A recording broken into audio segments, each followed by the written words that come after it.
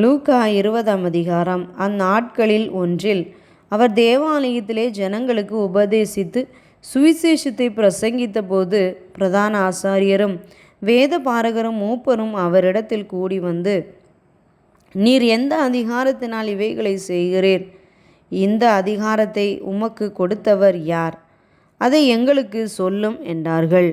அவர்களுக்கு அவர் பிரதியுத்தரமாக, நானும் உங்களிடத்தில் ஒரு காரியத்தை கேட்கிறேன், அதை எனக்கு சொல்லுங்கள். யோவான் கொடுத்த ஸ்நானம் தேவனால் உண்டாயிற்றோ மனுஷரால் உண்டாயிற்றோ என்று கேட்டார். அவர்கள் தங்களுக்குள்ளே யோசனை பண்ணி, தேவனால் உண்டாயிற்று என்று சொல்வோமானால் பின்ன ஏன் அவரை விசுவாசிக்கவில்லை என்று கேட்பார். மனுஷரால் உண்டாயிற்று என்று சொல்வோமானால் ஜனங்கள் எல்லாரும் யோவானை தீர்க்கதரிசி என்று எண்ணுகிறபடியினால் நம்மேல் கல்லெறிவார்கள் என்று சொல்லி, அது யாரால் உண்டாயிற்றோ எங்களுக்கு தெரியாது என்று பிரதியுத்தரம் சொன்னார்கள். அப்பொழுது இயேசு, நானும் இன்ன அதிகாரத்தினால் இவைகளை செய்கிறேன் என்று உங்களுக்கு சொல்லேன் என்றார். பின்னும் அவர் ஜனங்களுக்கு சொல்லத் தொடங்கின உவமையாவது, ஒரு மனுஷன் ஒரு திராட்சை தோட்டத்தை உண்டாக்கி அதை தோட்டக்காரருக்கு குத்தகையாக விட்டு நெடுநாளாக புறதேசத்துக்கு போயிருந்தான். அந்த தோட்டக்காரர் திராட்சை தோட்டத்தின் கனிகளில் தன் பாகத்தை கொடுத்து அனுப்பும்படி பருவ காலத்திலே அவர்களிடத்தில் ஒரு ஊழியக்காரனை அனுப்பினான். அந்த தோட்டக்காரர் அவனை அடித்து வெறுமையாக அனுப்பிவிட்டார்கள். பின்பு அவன் வேறொரு ஊழியக்காரனை அனுப்பினான். அவனையும் அவர்கள் அடித்து அவமானப்படுத்தி வெறுமையாக அனுப்பிவிட்டார்கள். அவன் மூன்றாந்தரமும் ஒரு ஊழியக்காரனை அனுப்பினான். அவனையும் அவர்கள் காயப்படுத்தி துரத்திவிட்டார்கள். அப்பொழுது திராட்சை தோட்டத்தின் எஜமான், நான் என்ன செய்யலாம்? எனக்கு பிரியமான குமாரனை அனுப்பினால் அவனை ஆகிலும் கண்டு அஞ்சுவார்கள் என்று எண்ணி அவனை அனுப்பினான். தோட்டக்காரர் அவனை கண்டபோது, இவன் சுதந்திரவாளி, சுதந்திரம் நம்முடையதாகும்படிக்கு இவனை கொல்லுவோம் வாருங்கள் என்று ஒருவரோடொருவர் சொல்லிக்கொண்டு அவனை திராட்சை தோட்டத்திற்கு புறம்பே தள்ளி கொன்று போட்டார்கள். இப்படி இருக்க திராட்சை தோட்டத்தின் எஜமான் அவர்களை என்ன செய்வான்? அவன் வந்து அந்த தோட்டக்காரரை சங்கரித்து திராட்சை தோட்டத்தை வேறு தோட்டக்காரரிடத்தில் கொடுப்பான் அல்லவா என்றார். அவர்கள் அதை கேட்டு, அப்படி ஆகாதிருப்பதாக என்றார்கள். அப்பொழுது அவர் அவர்களை பார்த்து, வீடு கட்டுகிறவர்கள் ஆகாதென்று தள்ளின கல்லே மூலைக்கு தலைக்கல்லாயிற்று என்று எழுதியிருக்கிற வேத வாக்கியத்தின் கருத்தென்ன? அந்த கல்லின் மேல் விழுகிறவன் எவனோ அவன் நொறுங்கி போவான், அது எவன் மேல் விழுமோ அவனை நசுக்கி போடும் என்றார். பிரதான ஆசாரியரும் வேத பாரகரும் தங்களை குறித்து இந்த உவமையை சொன்னார் என்று அறிந்து அந்நேரத்திலே அவரை பிடிக்க வகை தேடியும் ஜனங்களுக்கு பயந்திருந்தார்கள். அவர்கள் சமயம் பார்த்து தேசாதிபதியின் ஆளுகைக்கும் அதிகாரத்துக்கும் அவரை ஒப்பு கொடுக்கும்படி அவருடைய பேச்சிலே குற்றம் கண்டுபிடிக்கலாம் என்று தங்களை உண்மை உள்ளவர்களாய் காண்பிக்கிற வேவுகாரரை அவரிடத்தில் அனுப்பினார்கள். அவர்கள் வந்து, போதகரே, நீர் நிதானமாய் பேசி உபதேசிக்கிறீர் என்றும் முகதாட்சணியம் இல்லாமல் தேவனுடைய மார்க்கத்தை சத்தியமாய் போதிக்கிறீர் என்றும் அறிந்திருக்கிறோம். ராயனுக்கு வரி கொடுக்கிறது நியாயமோ அல்லவோ எங்களுக்கு சொல்லும் என்று கேட்டார்கள். அவர்களுடைய தந்திரத்தை அவர் அறிந்து, நீங்கள் என்னை ஏன் சோதிக்கிறீர்கள்?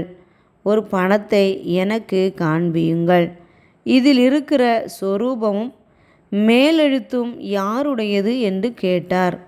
அதற்கு அவர்கள், ராயனுடையது என்றார்கள். அதற்கு அவர், அப்படியானால் ராயனுடையதை ராயனுக்கும் தேவனுடையதை தேவனுக்கும் செலுத்துங்கள் என்றார். அவர்கள் அவரை ஜனங்களுக்கு முன்பாக பேச்சிலே குற்றம் பிடிக்க கூடாமல் அவர் சொன்ன உத்தரவை குறித்து ஆச்சரியப்பட்டு மௌனமாயிருந்தார்கள். உயிர்த்தெழுதல் இல்லை என்று சாதிக்கிற சதுசேயரில் சிலர் அவரிடத்தில் வந்து, போதகரே, ஒருவன் மனைவியை உடையவனாயிருந்து பிள்ளை இல்லாமல் இறந்து போனால் அவனுடைய சகோதரன் அவன் மனைவியை விவாகம் பண்ணி தன் சகோதரனுக்கு சந்தானம் உண்டாக்க வேண்டும் என்று மோசே எங்களுக்கு எழுதி வைத்திருக்கிறாரே. சகோதரர் 7 பேர் இருந்தார்கள். அவர்களில் மூத்தவன் ஒரு பெண்ணை விவாகம் பண்ணி பிள்ளை இல்லாமல் இறந்து போனான். பின்பு 2ஆம் சகோதரன் அவளை விவாகம் பண்ணி அவனும் பிள்ளை இல்லாமல் இறந்து போனான். 3ஆம் சகோதரனும் அவளை விவாகம் பண்ணினான். அப்படியே 7 பேரும் அவளை விவாகம் பண்ணி பிள்ளை இல்லாமல் இறந்து போனார்கள். எல்லாருக்கும் பின்பு அந்த ஸ்திரீயும் இறந்து போனாள். இவ்விதமாய் 7 பேரும் அவளை விவாகம் பண்ணி இருக்க, உயிர்த்தெழுதலில் அவர்களில் எவனுக்கு அவள் மனைவியாயிருப்பாள் என்று கேட்டார்கள். இயேசு அவர்களுக்கு பிரதியுத்தரமாக, இந்த பிரபஞ்சத்தின் பிள்ளைகள் பெண் கொண்டும் பெண் கொடுத்தும் வருகிறார்கள்.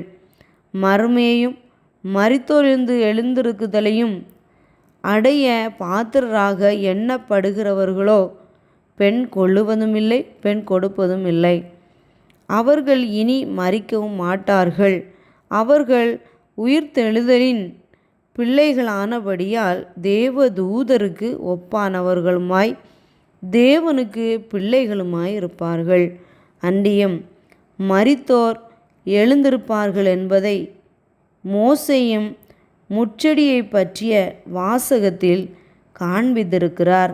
எப்படியெனில், கர்த்தரை ஆபிரகாமின் தேவனென்றும் ஈசாக்கின் தேவனென்றும் யாக்கோபின் தேவனென்றும் சொல்லியிருக்கிறார். அவர் மரித்தோரின் தேவனாயிராமல் ஜீவனுள்ளோரின் தேவனாயிருக்கிறார். எல்லாரும் அவருக்கு பிழைத்திருக்கிறார்களே என்றார். அப்பொழுது வேத பாரகரில் சிலர் அதை கேட்டு, போதகரே, நன்றாய் சொன்னீர் என்றார்கள். அதன் பின்பு அவர்கள் அவரிடத்தில் வேறொன்றும் கேட்க துணியவில்லை. அவர் அவர்களை நோக்கி, கிறிஸ்து தாவீதின் குமாரன் என்று எப்படி சொல்லுகிறார்கள்?